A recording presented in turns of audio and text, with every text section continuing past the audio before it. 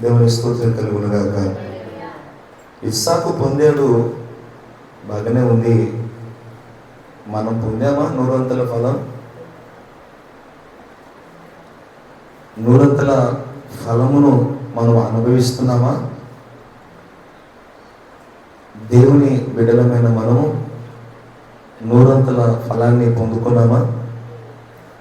చాలామంది చెప్తూ ఉంటారు, అయ్యా మా జీవితంలో చాలా కష్టాలు, చాలా శ్రమలు, చాలా బాధలు, చాలా ఉపద్రవాలు, మేము చాలా ప్రార్థన చేస్తున్నాం, మేము చాలా దేవుని మందిరానికి వెళ్తున్నాం, అయినా కానీ మా జీవితంలో ఆశీర్వాదం లేదయ్యా, మా జీవితంలో నెమ్మది లేదయ్యా, మా జీవితంలో దీవెన లేదయ్యా అని చాలామంది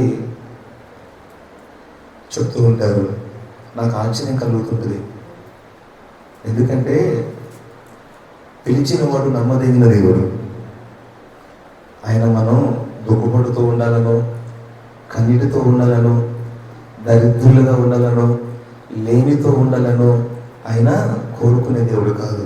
ప్రైజ్ గాడ్, ప్రైజ్ గాడ్, హల్లెలూయా. దేవుడు మనల్ని ఆశీర్వదించడానికి పిలిచాడు. ఎందుకు దేవుడు మనల్ని పిలిచాడంటే దీవించడానికి పిలిచాడు. దేవుడు మనల్ని ఎందుకు పిలిచాడంటే హెచ్చించడానికి పిలిచాడు. Praise God. నిజంగా భాష గారు బాగుంది మీరు చెప్పే మాటలు. మా జీవితంలో ఎందుకు కలగట్లేదు ఈ ఆశీర్వాదాలని చాలామంది క్వశ్చన్ చేస్తారు. మా జీవితంలో ఎందుకు దీవెనలు కలగట్లేదయ్యా అని చాలామంది క్వశ్చన్ చేస్తారు. ఎలోహీ మందిరంలో మినిమం దేవుని కృపను బట్టి వచ్చిన వారందరి పట్ల దేవుడు కార్యాలు చేశాడు. ఎవరిని దేవుడు విడిచిపెట్టల. ఎలోహిములో ఉన్న వారందరి పట్ల దేవుడు కృప చూపాడు. ఎలోహిములో ఎవరైతే వచ్చారో ఎన్నో ప్రార్థనలు, 12 గంటల ప్రార్థన, ప్రతి మొదటి శుక్రవారం 12 గంటల ప్రార్థన, ఒక నియమంతో, ఒక నిష్ఠతో, ఎంతో ప్రయాస. 12 గంటలంటే కూర్చోవాలంటే చాలా ప్రయాసే. అయినప్పుడు కూడా ఒక ప్రతిష్ఠితతో, ఒక నియమించుకొని ప్రార్థన చేస్తూ ఉంటాం. అంత మాత్రమే కాదు, ఇంకా అంత మాత్రమే కాదు, ఎన్నో ఆల్రెడీ ప్రేయర్ అని 6 hours వర్షిప్ నూతనంగా స్టార్ట్ చేశాం.